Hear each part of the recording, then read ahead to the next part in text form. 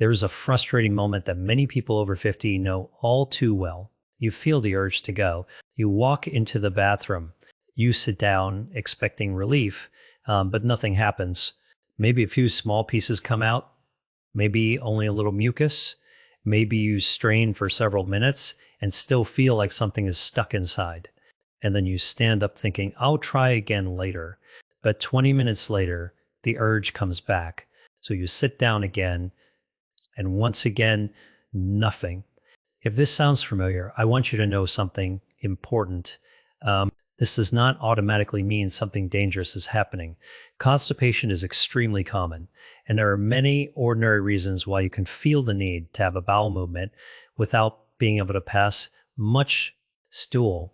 But after 50, there is one mistake I don't want you making. I don't want you automatically blaming every change in your bowel habits on getting older, because sometimes that sensation of I need to go, but nothing comes out, is telling you something very specific about how your stool, rectum, pelvic floor medications, hydration, diet, and bowel movement patterns are interacting.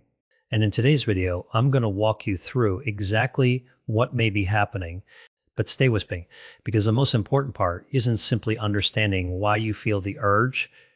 It's understanding why you can feel that urge even when the stool isn't moving normally, and how to recognize the situations where you should stop trying to solve the problem yourself and speak with a healthcare professional. Let's start with something that sounds obvious, but is actually the key to understanding the entire problem. When you feel like you need to poop, your brain isn't simply receiving a message saying there's stool somewhere in your intestines. The sensation is much more complicated. Your rectum has stretch-sensitive nerves. As stool moves into the rectum, the walls stretch, and those nerves send signals to your brain. That's what creates the sensation of needing to have a bowel movement. Normally, you sit on the toilet, relax the muscles that control the anal opening, coordinate your abdominal muscles and pelvic floor, and allow the stool to pass. Simple. But imagine what happens when one part of that system isn't working properly. You may have stool sitting in the rectum. Your nerves detect it. Your brain says it's time to go. You sit down, but instead of the muscles opening and allowing the stool to pass, the stool remains there. Now you have something incredibly frustrating. The urge is real, but the bowel movement doesn't happen. And this is where many people make their first mistake. They assume if I can't get it out, I just need to push harder. Sometimes that makes the situation worse, because bowel movements aren't supposed to depend entirely on force. They depend on coordination. Think about a door. You can push against that door as hard as you want. But if the lock is still engaged, pushing harder doesn't solve the problem. Your pelvic floor and anal muscles have to coordinate properly for stool to leave the body. And after 50, several different factors can interfere with that coordination. So let's go through them one by one. The first possibility is probably the most common. The stool itself may simply be too hard or too dry. Your large intestine has an important job. It absorbs water from the material passing through it. That is normal. But if stool remains in the colon for too long, more water is removed. The stool becomes firmer, and the longer it stays there, the more difficult it may become to pass. This can create a cycle. You become constipated, the stool becomes harder. Passing, it becomes uncomfortable. Because it is uncomfortable, you may unconsciously avoid going. The stool remains in the colon longer. More water is absorbed, and now the next bowel movement is even harder. That's one reason constipation can become a repeating problem rather than a one-time event. And there is another detail that becomes increasingly important as we age. You may not always recognize dehydration as thirst. Some older adults simply don't feel as thirsty as they once did. Maybe you drink a cup of coffee in the morning, a glass of water with lunch, another drink with dinner, and you think you're doing fine. But depending on your diet, activity level, medications, weather, and medical conditions, your fluid intake may still be insufficient. And when your body has less available water, your stool can become harder. Now, that doesn't mean you should suddenly force enormous amounts of water, especially if you have been told to restrict fluids because of heart, kidney, or another medical condition. The smarter approach is to discuss appropriate fluid intake with your healthcare professional and make sure you're not routinely going through the day barely drinking anything. But let's move to the second reason, and this one surprises many people. You may have stool in your rectum, but the muscles that are supposed to relax during a bowel movement aren't relaxing properly. This is sometimes referred to as a defecatory disorder or pelvic floor dysfunction. Think about what your body has to do when you poop. Your rectum pushes, your abdominal muscles provide gentle pressure, and the pelvic floor and anal sphincter muscles need to relax in a coordinated way. It's a team effort. If the timing is wrong, you can feel an intense urge without getting the result you expect. Some people describe it as feeling blocked. Others say, I feel like the stool is right there, but I can't get it out. Others spend 10, 15, or even 20 minutes sitting on the toilet, and they keep straining. If this happens repeatedly, that's something worth discussing with a healthcare professional, because the solution may not be more fiber. It may require evaluation of how your pelvic floor muscles are functioning. In some cases, specialized pelvic floor physical therapy or biofeedback can be helpful. And this is a major reason I don't want you to assume that every case of constipation has the same solution, because constipation is not one single problem. It's a symptom with many possible causes. Now let's talk about something else that can create this frustrating sensation. Your bowel movement may be incomplete. You may pass some stool, stand up, wash your hands, and walk away, but you still feel as if something remains. This sensation is called incomplete evacuation, and it can occur with constipation, rectal stool buildup, certain bowel disorders, and problems with pelvic floor coordination. Here's the important part. If this happens once in a while, especially after a change in your diet or routine, it may not mean much. But if you're repeatedly having bowel movements that still feel like you haven't emptied your rectum, that's a pattern worth paying attention to. Don't just keep sitting on the toilet for longer and longer. Don't turn every bathroom visit into a 20-minute battle. And don't make severe straining your daily routine, because excessive straining can contribute to problems such as hemorrhoids and anal discomfort. Now, here's where I want you to think about your medications. Because if you're over 50 and you suddenly develop constipation, one of the first questions worth asking is, what changed? Did you start a new medication? Did your doctor increase a dose? Did you begin taking an iron supplement? Did you start calcium supplements? Are you taking certain pain medicines? Some medications are well known for causing or worsening constipation. For example, opioid pain medications can slow the movement of the gastrointestinal tract significantly. Certain other medicines can also contribute, and sometimes people don't connect the two. They think, my constipation started a few weeks ago, and I started this medication a month ago. They don't realize those two events may be related. That's why medication review is so important. But never stop a prescribed medication on your own simply because you suspect it is causing constipation. Talk with the prescribing clinician. There may be an alternative medication, a dose adjustment, or a treatment strategy that can address the constipation safely. Now let's talk about another common reason. Your daily routine may have changed. Maybe you used to walk every day. Now you're spending more time sitting. Maybe you retired and your schedule became less structured. Maybe you don't move around as much. Maybe you stopped exercising because your knees or back became uncomfortable. Your digestive system doesn't operate in isolation from the rest of your body. Regular physical activity can help promote normal bowel function. You don't necessarily need intense exercise. For many people, walking is a practical starting point. Even short periods of movement throughout the day can be easier to maintain than trying to suddenly begin an ambitious exercise program. And this brings us to something very important. Your colon has its own rhythm. Your body often becomes more likely to have a bowel movement after eating, particularly after breakfast, because eating can stimulate movement in the colon. This is sometimes called the gastrocolic response. So if you wake up, drink coffee, rush out the door, ignore the urge, skip breakfast, and then spend the entire morning sitting at work or in the car, you're missing opportunities to work with your body's natural rhythm. You don't have to force yourself to poop at a particular time, but you can create conditions that make bowel movements easier and give yourself time. Don't routinely ignore the urge. Stay hydrated within the limits appropriate for you. Eat enough fiber, move regularly, and create a relaxed bathroom routine. But there is another issue we need to discuss. Fiber. You probably heard it 1,000 times. Eat more fiber. And yes, fiber can be very helpful for many people with constipation. But here's a mistake. Some people suddenly go from a low fiber diet to enormous amounts of fiber overnight. They start eating bran cereal, huge salads, beans, fiber bars, and supplements all at once. And instead of feeling better, they become bloated, gassy, uncomfortable, and sometimes even more constipated. Your digestive system may need time to adapt, and different types of fiber behave differently. Soluble fiber can absorb water and form a gel-like material. Insoluble fiber adds bulk and can help stool move through the digestive tract. A gradual increase is generally easier to tolerate than a sudden, massive increase. And adequate fluid intake matters too.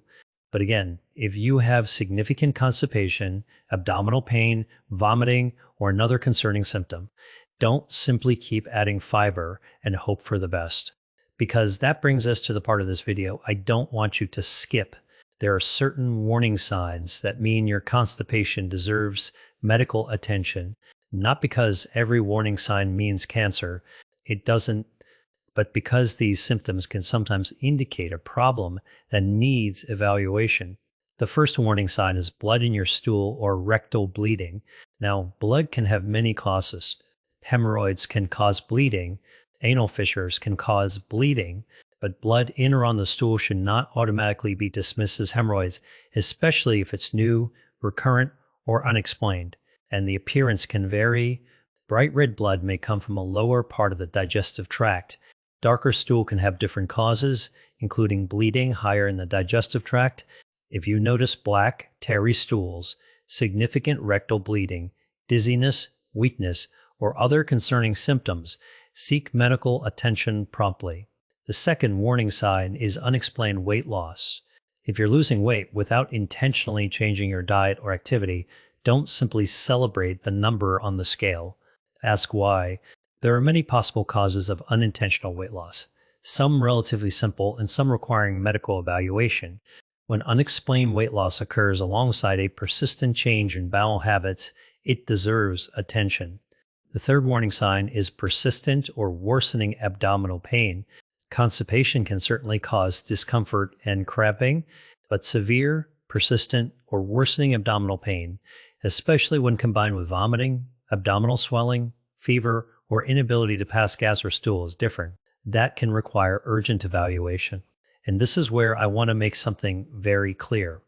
If you have severe abdominal pain, vomiting, a significantly swollen abdomen, and you cannot pass stool or gas, don't sit at home watching another constipation video. Get medical help. Those symptoms can occur with bowel obstruction and need prompt evaluation. The fourth warning sign is a major change in your normal bowel habits. This doesn't mean that every change is dangerous. Your bowel habits naturally vary, but if you have a new, persistent change that continues for weeks, particularly after age 50, it's reasonable to discuss it with a healthcare professional. For example, someone who normally has regular bowel movements suddenly develops persistent constipation, or someone who has always been constipated notices a major change in the pattern. The change itself is information. The fifth warning sign is iron deficiency anemia or symptoms that could suggest anemia. You may not know you have anemia unless blood tests show it, but symptoms can include unusual fatigue, weakness, shortness of breath with activity, dizziness, or looking unusually pale. Iron deficiency anemia can have many causes, including dietary deficiency and blood loss. In adults, unexplained iron deficiency anemia deserves medical evaluation. The sixth warning sign is a family history or personal history that increases your colorectal cancer risk. Your screening schedule shouldn't be based only on your age. Family history matters. A previous history of certain polyps matters. Certain inherited conditions matter. inflammatory bowel disease can matter. That's why two people who are both 55 may have very different screening recommendations. And the seventh warning sign is perhaps the most important one to understand: a persistent feeling that something is blocking the rectum or that you cannot completely empty your bowel. Again, this does not automatically mean cancer.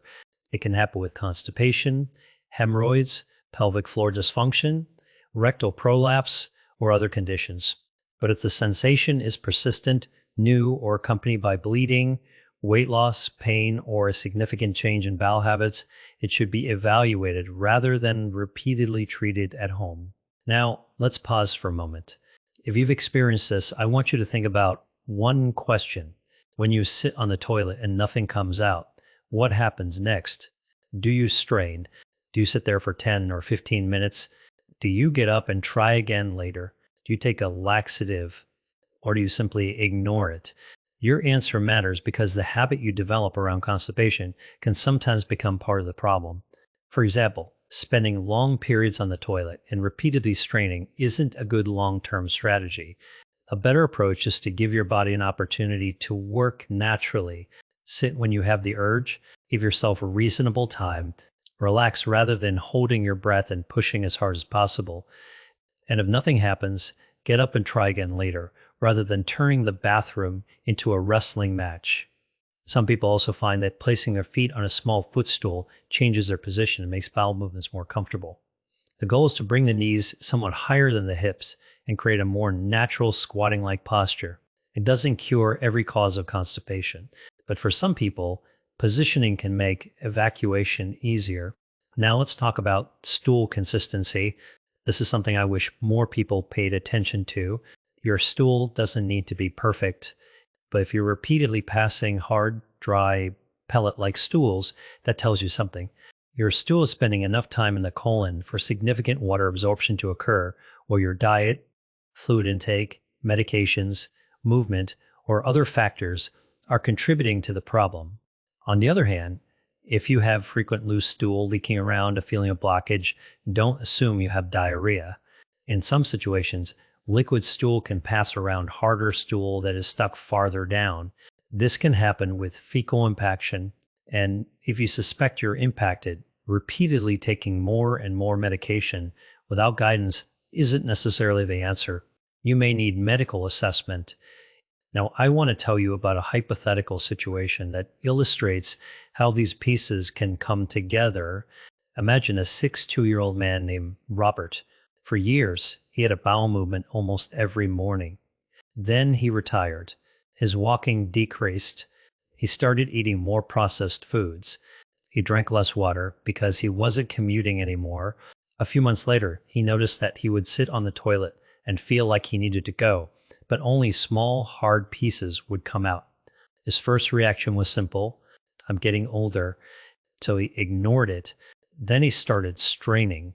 Then he started spending 15 minutes in the bathroom. Then he bought a fiber supplement and doubled the dose immediately. Now he was bloated and uncomfortable. Eventually, he mentioned the problem to his doctor. The evaluation didn't reveal anything alarming. His constipation appeared to be related to several modifiable factors, including his routine, diet, activity, and medication. Once those factors were addressed, gradually his bowel movements improved, but notice what could have happened if he had never mentioned it.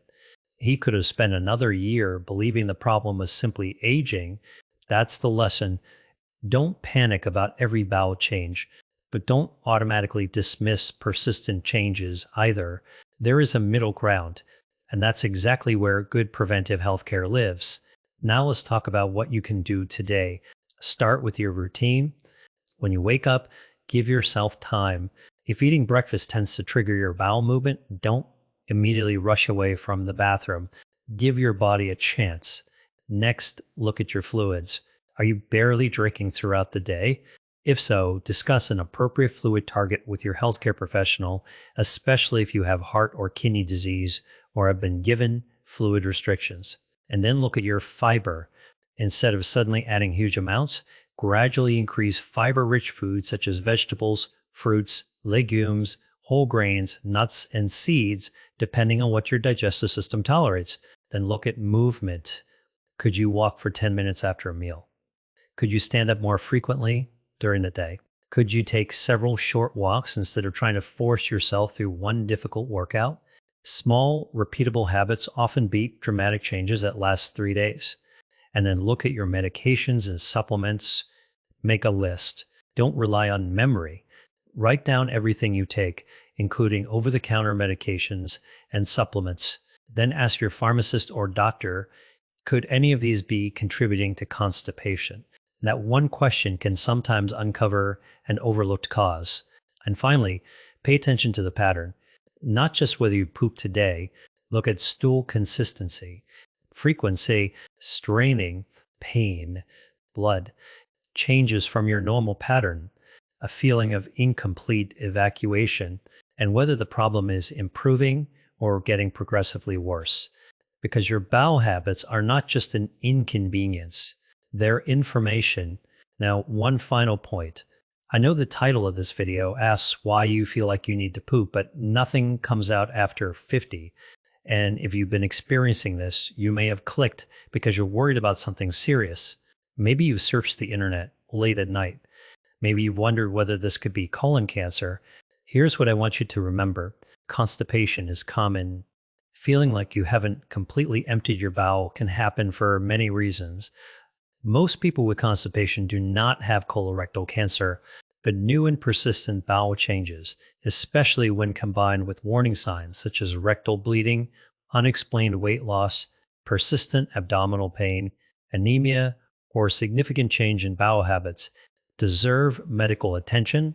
The goal isn't to scare you into thinking the worst. The goal is to help you recognize when your body is giving you information worth investigating. And there's a big difference. If you remember nothing else from this video, remember this. Don't fight your bowel. Don't spend 20 minutes straining. Don't ignore persistent changes. And don't assume everything is just because you're over 50. Instead, understand what's happening. Look at your stool. Look at your routine. Review your medications. Improve the basics gradually. And when something doesn't make sense, or when warning signs appear, talk to a healthcare professional. Your digestive system is giving you signals every day. The trick isn't to fear every signal. It's to learn which ones deserve your attention. And if you've ever sat on the toilet thinking, I know I need to go, so why can't I? You're definitely not alone. Tell me in the comments, how long has this been happening to you? Days, weeks, or months? Your answer may also help someone else watching this realize they're not the only person dealing with the same frustrating problem. And if this video helped you understand what's happening inside your body, subscribe to the channel. Because after 50, understanding the changes in your body isn't about becoming afraid of aging. It's about becoming better at listening to it. Take care of yourself, and I'll see you in the next video.